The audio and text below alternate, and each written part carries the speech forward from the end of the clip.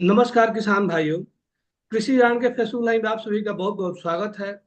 आज हमारे साथ उत्तर प्रदेश के रायबरेली जिले से एक सफल किसान आनंद मिश्रा जी जुड़े हैं, जिनको देश भर में लेमन मैन के नाम से भी जाना जाता है।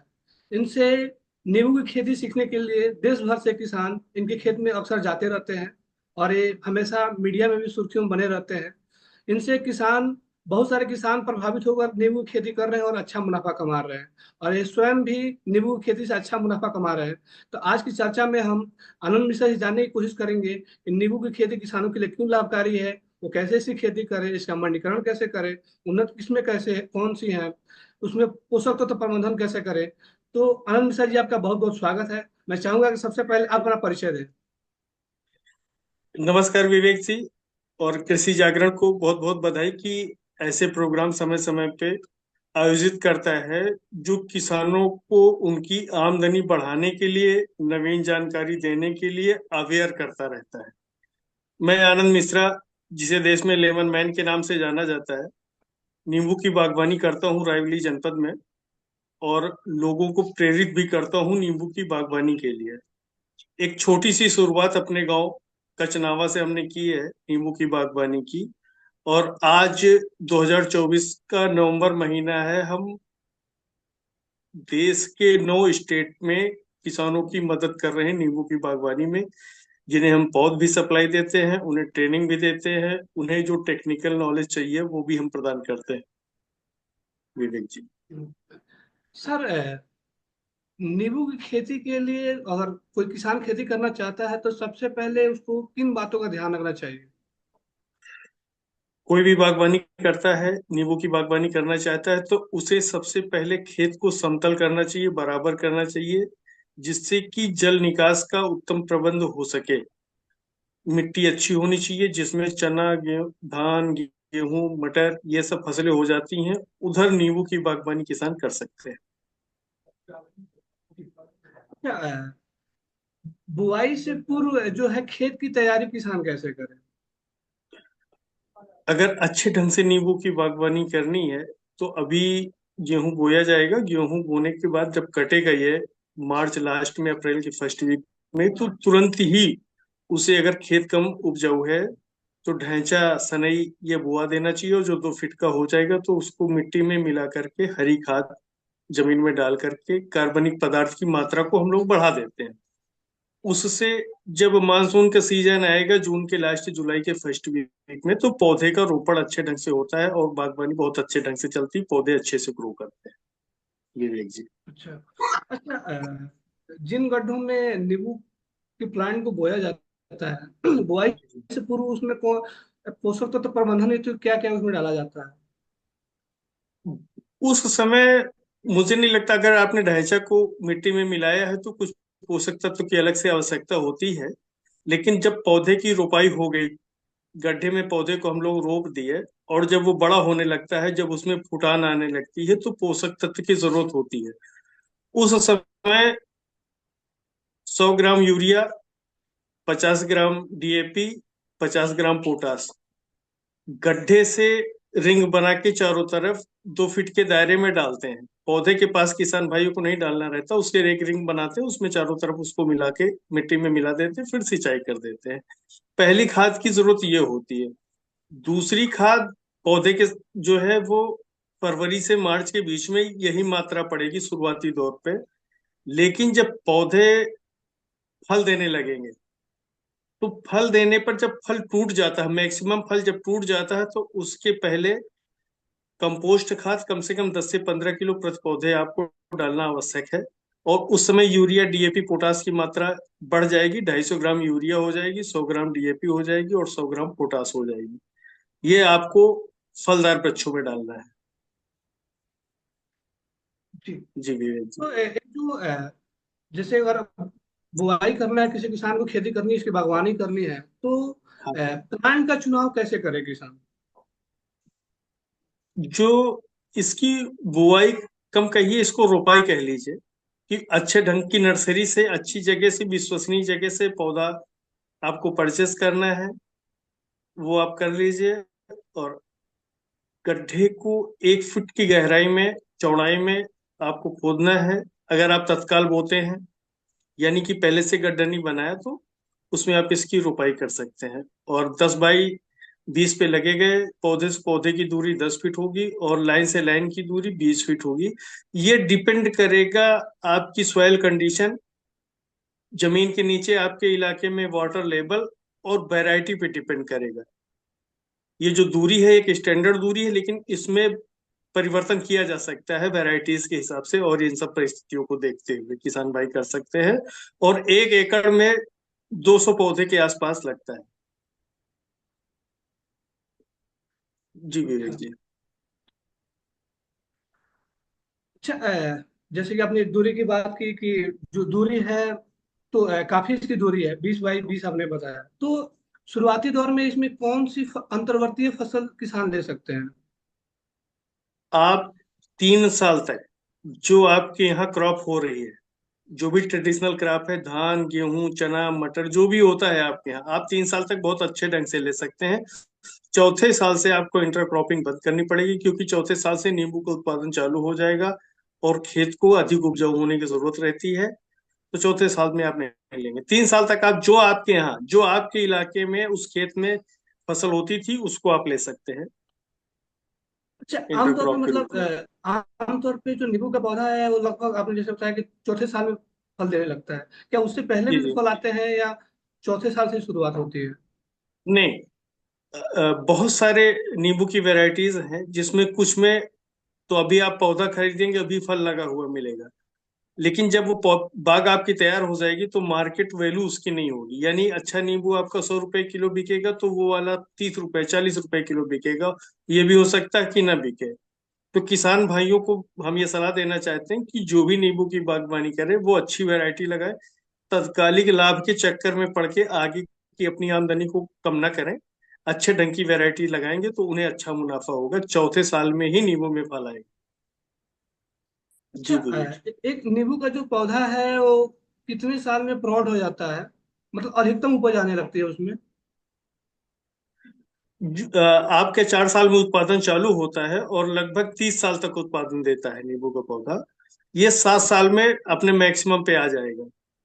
एक पौधा 20 किलो से लेकर के 1 क्विंटल तक का उपज दे सकता है आपकी अच्छी देखरेख के ऊपर। और 1 क्विंटल नींबू अलग अलग स्टेट्स में अलग अलग मौसम में उसके रेट भिन्न हो सकते हैं, जो 30 रुपए से लेकर के 100 रुपए किलो तक थोक में बिक जाता है। विवेक जी। अच्छा, तो अभी जो आपने जो बागवानी कर रखी है, तो आपने अपने बाग में नींबू की कौन सी किस्म की खेती कर रखी है? हमारे यहाँ हमारी जो बाग है उसमें अभी 7 तरह की नींबू की बागवानी हम कर रहे हैं, जिसमें कुछ में प्रोडक्शन आ गया, कुछ में आना अभी बाकी है। जिसमें कागजी रसभरी है, साई सरबती है, बालाजी है, NRCC 7 है, NRCC 8 है, प्रमालिनी है, PDKV बहार है, थाई नींबू है। ऐसे करके 7 से 8 तरह की वैरायटी हमने उगा रखी है। तो और यही किसान को भी करना चाहिए, कम से कम 3 वैरायटी जरूर लगानी चाहिए। 3 वैरायटी लगाने में उनका जो बागवानी का टाइम मैनेजमेंट है, फ्रूट्स का हार्वेस्टिंग का, वो अच्छा हो जाएगा तो उन्हें आमदनी अच्छी मिलती। अच्छा, बहुत सारे किसानों की शिकायतें होती हैं कि जैसे कि बुआई तो कर देते हैं नींबू की, बाद में जब फल आने शुरू होते हैं तो पता चलता है कि जो समझ के बोए थे वो फल कुछ मतलब वो नहीं आ रहा है, वो नींबू की किस्म वो नहीं निकलती है। तो आप जो हाँ, पौधे लिए हैं, आप कहाँ से लिए हैं? हमने तो बाहर से इसको मंगवाया था, और बीच में हमने खुद भी अपने पौधे तैयार किए। अब हम अपने भी पौधे तैयार करते हैं, अपने लिए भी और दूसरे किसानों के लिए भी तैयार करते हैं। किसानों के साथ ये दिक्कत है कि वो नर्सरियों से ऐसे खरीद लेते हैं। अभी हमसे कोई पूछता है कि भैया कौन सी नींबू की वैरायटी बढ़िया है, तो पता लगता है कि NRCC 7 NRCC 8। वो हमसे पूछ के वो नर्सरी पे पहुंच जाते हैं कि भैया हमें NRCC 8 7 नींबू है, वो कहता है हाँ है। वो उनको दे देता है, जबकि ये यहाँ की वैरायटी नहीं है, ये महाराष्ट्र की वैरायटी है, नागपुर की। तो वो कैसे दे देगा वो, क्योंकि वो भी तैयार नहीं किया, वहां से लाया नहीं। तो इस तरह लोगों के साथ दिक्कतें आ जाती हैं। मैं देश के किसानों से अनुरोध करूंगा कि उन्हें जो भी नींबू की बागवानी से संबंधित पौधे चाहिए या हमारी गाइडेंस की जरूरत है, तो 24 घंटे हमारा नंबर खुला रहता है, हमसे संपर्क कर सकते हैं। जो भी सलाह मिलेगी वो अच्छी मिलेगी, नेक मिलेगी। जी विवेक जी। अभी अगर कोई नींबू की खेती की शुरुआत कर रहा है तो शुरुआती दौर में मतलब जैसे पहले साल उसकी प्रति एकड़ लगभग लागत कितनी आ सकती है? नींबू की बागवानी में शुरुआत में 1 एकड़ में फर्स्ट टाइम लागत होती है, जो इन्वेस्टमेंट है वो ज्यादा होता है, कम से कम 60 से 70 हजार रुपए 1 एकड़ में लागत आएगी। और इसके बाद दूसरे साल 10 से 15 हजार लागत आएगी, फिर तीसरे साल भी 10 से 15 हजार रुपए लागत आएगी। फिर धीरे धीरे लागत कम होती चली जाएगी, मार्जिन बढ़ता चला जाएगा। एक किसान 1 एकड़ से अच्छे ढंग से अगर करता है तो 200 पौधे लगेंगे, और 200 पौधे से 2 लाख रुपए से लेकर के 5 लाख रुपए तक कमाई, प्रोडक्शन और बाजार भाव पे डिपेंड है, इतना उसको मिल सकता है, 2 से 5 लाख रुपए तक सालाना।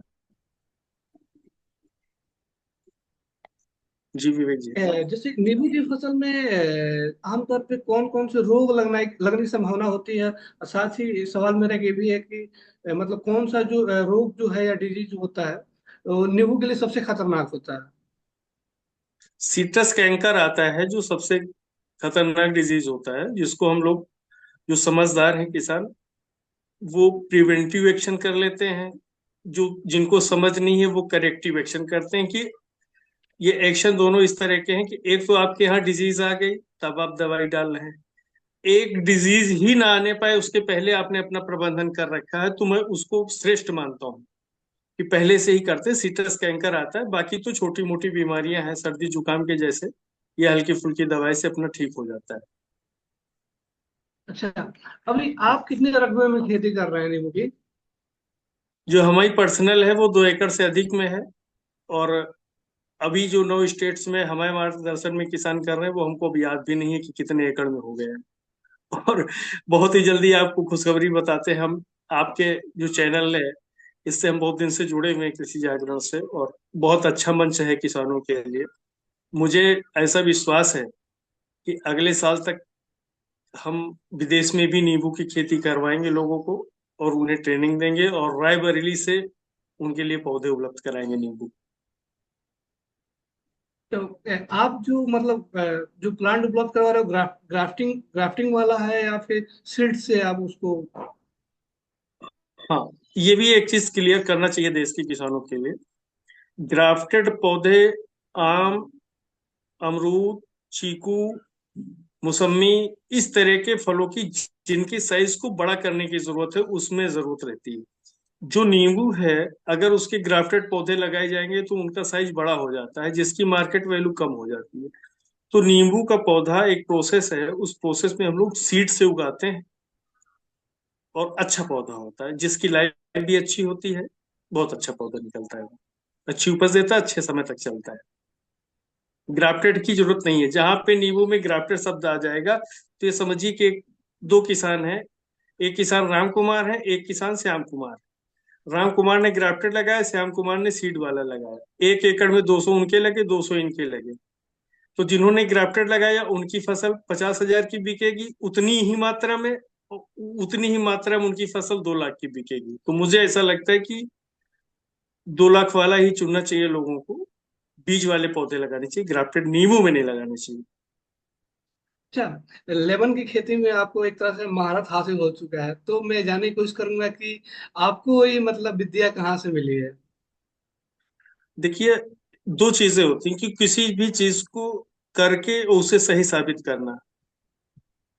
शुरुआत में हमने किया, हमें भी बहुत झटके लगे।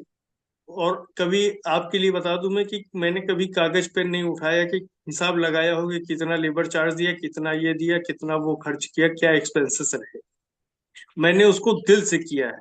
और उस दिल के लिए, अगर हमें ये पता लग जाए कि मुंबई में कोई कंपनी है जो 50 हजार रुपए लेके ये बात नींबू की सिखाएगी, तो मैं उसको खर्च करने के लिए हर समय तैयार रहता हूँ। किसान भाइयों में यही दिक्कत है कि वो सीखना नहीं चाहते। अगर वो सीखें, जिस चीज को वो सीखें, जैसे धान गेहूं चना मटर उनके यहाँ ट्रेडिशनल रूप से होता था, उनके फादर करते थे, पुरखे करते थे, वो अच्छे ढंग से करते हैं। लेकिन बागवानी अगर एक बार वो सीख लिए, सीखने में पैसा खर्च कर दिए, तो आगे उन्हें दिक्कतें नहीं आएंगी। ये ये हमारा वादा है उनसे। जी। अच्छा, नींबू की जो खेती है किसानों के लिए क्यों लाभकारी है, किसानों को इसकी खेती क्यों करनी चाहिए? विवेक जी, बहुत अच्छा प्रश्न है आपका। जो फ्रूट्स है, फ्रूट्स की डिमांड वेजिटेबल की डिमांड पूरे देश में और वर्ल्ड में रहती है हर समय। जिसे किसान भाई मान लीजिए आम की बागवानी कर रहे हैं, अमरूद की बागवानी कर रहे हैं, केले की बागवानी कर रहे हैं, तीन बागवानी और चौथी नींबू की कर रहे हैं। विवेक जी, आम अगर आज पक गया है तो उसको किसान भाई कितने दिन रख सकता है? मुश्किल से 3 दिन। चौथे दिन आम खत्म हो जाएगी, उसकी सेल्फ लाइफ इतनी है। अमरूद आज खूब अच्छे से पक गया, 3 दिन में वो खत्म हो जाएगा। केला आज पक गया है, दूसरे दिन ठीक से आप नहीं खा पाएंगे। और मान लीजिए मंडी में आपका माल रुक गया तो आप वो 2 पैसे का हो जाएगा, 2 हजार वाली चीज। लेकिन नींबू, इसकी सेल्फ लाइफ बहुत अच्छी है। आप देखेंगे गर्मी के सीजन में भी नींबू सब्जी वाला खरीद के लाता है तो 8-10 दिन तक पानी का छिट्टा मारता है और चलाता रहता है उसको। जाड़े के सीजन में 1 महीने से ऊपर की सेल्फ लाइफ है।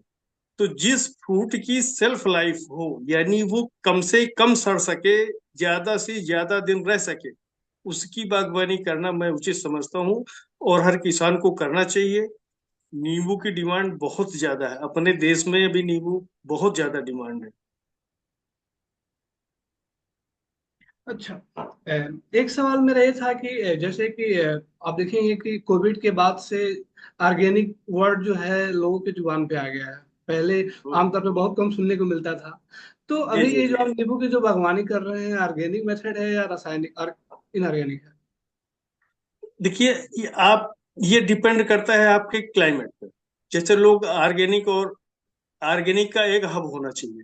मान लीजिए हमारे बगल में दूसरा है, वो इनऑर्गेनिक कर रहा है, तो उसके अंश इधर उड़ के आएंगे और वो इफेक्ट करेगा आपके आसपास भी, आपके पौधों को भी इफेक्ट करेगा। ऑर्गेनिक उन्हीं किसानों को करना चाहिए जिनके अगल बगल के किसान ऑर्गेनिक कर रहे हैं, आपका खेत उनके नजदीक है, तब आप कर सकते हैं। आप दोनों मेथड से कर सकते हैं, दोनों का अच्छा उपज है, कोई दिक्कत नहीं होती। अच्छा। अ, जैसे कि एक सवाल और था कि ये जो जैसे नींबू में पूरे साल में कितनी बार हार्वेस्टिंग होती है, और नींबू के पेड़ का रख रखाव करने के लिए किसान किन बातों का विशेष रूप से ध्यान रखें?